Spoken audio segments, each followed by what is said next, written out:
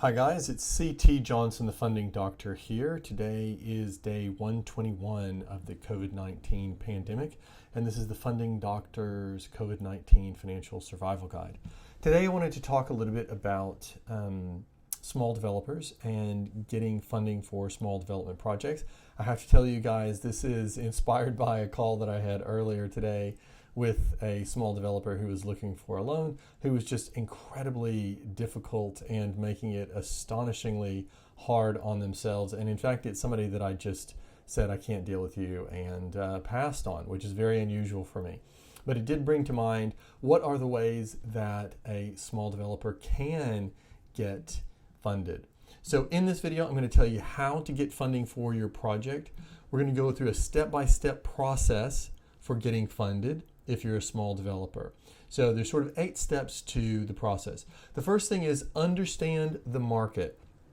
What I mean by this is, if you're selling something into a market, if you're making a development, whether it's a land development, it's townhouses, it's units, whatever it is, understand what the market looks like around that. The lender will do some due diligence, but it behooves you to know better than them what's going on, and whether there's excess stock or whether there's high demand or whatever it is, because you can bet your bottom dollar they're going to ask you questions about that.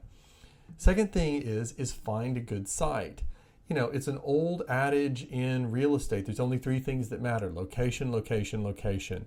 And unfortunately, it's true, is that good locations are just easier to fund, and it's the one thing about a project that you can't alter and you can't fix, is where it is. So be careful when you're choosing your site, and make sure that it's a good site and it's in a good area that people are going to want to fund. Third thing is, get organized. One of the things that continually surprises me is how often people come to they're ready to get started, or they think they're ready to get started, but they're missing things like they don't actually have DA, or sometimes their permits are not there. They don't have a construction contract in place.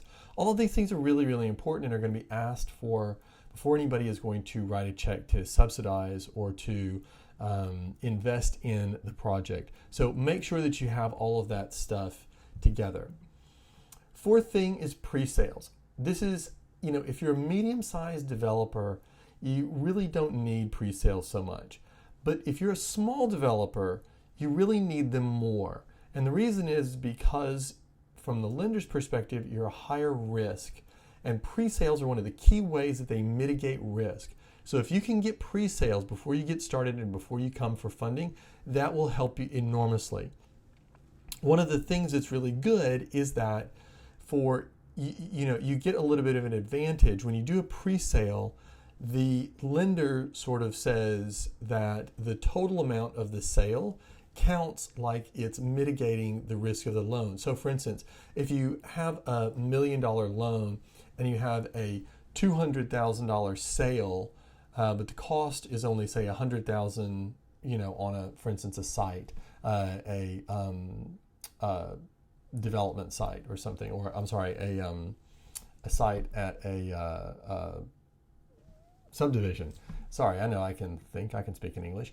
A site in a subdivision. Let's say that the cost is, with the land and with the infrastructure, is $100,000, but you can sell it for $200,000. The way that the lender looks at that is that they look at that whole $200,000 as mitigating their risk and not just the cost part of it. So you get a bit of an advantage there.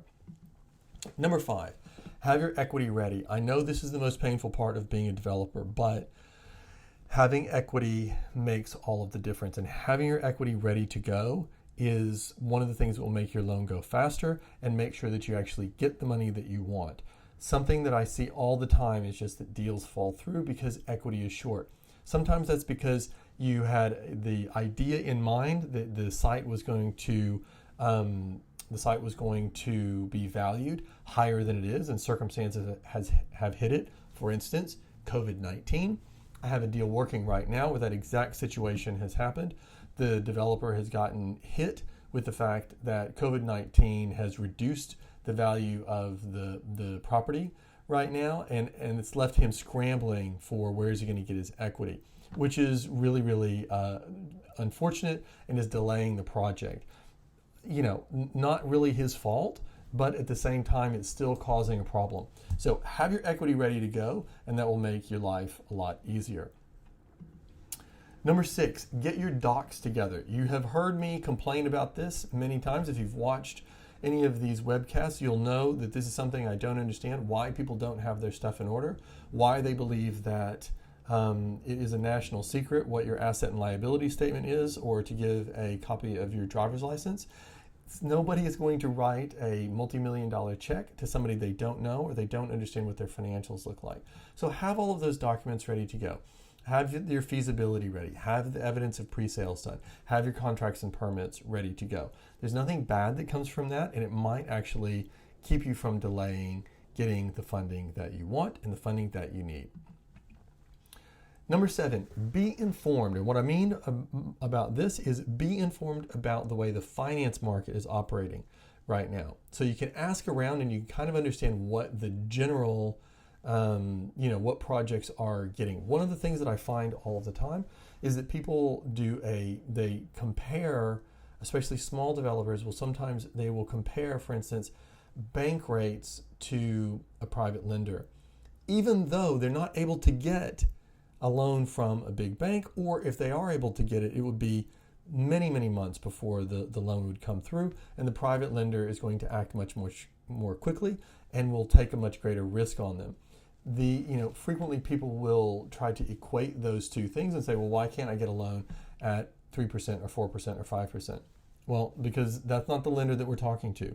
The 3%, 4%, 5% lender at NAB, at ANZ, something like, one of the big four, those guys will also take 6 months, and there is a truckload of documents that they want you to fill out before they will allow it. And even then, it's very iffy. It will be a great favor to you if they decide to allow you to borrow that money. That is very much their attitude. They're doing you a huge favor.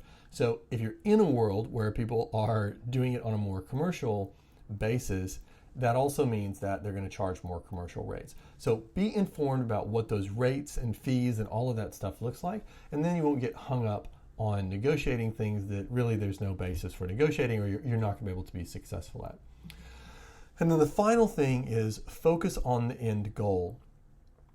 Something I frequently see with people who have partners, and especially if the partner is somewhere else, it's very difficult for the partner who's far away to understand what's going on here in Australia, on the ground in Melbourne or in Sydney or in Brizzy, something like that. They don't understand, and they tend to argue about a lot of the details. Why is it that the cost of the land is so much? Or why is it that you can't get a cheaper building rate? Or why is it that we can't get a lower establishment fee or something like that?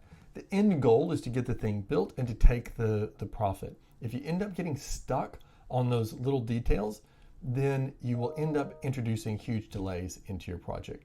So that is CT's 8 steps to small developers getting funding. Good projects can get funded. Even if you're small, they can. But have all this stuff ready to go. Have your documents in order. Have it be a good site. Have your equity. Have all of these things, and it can get done. Most of the things that I see falling over are because people don't have these things. They're trying to color outside the lines, or they don't understand how the process works. So if you have any questions about that, if you have a small development you'd like to talk to, or even better, if you have a large development you'd like to talk to me about, give me a shout. My name is CT Johnson, and I'm the Funding Doctor. Take care.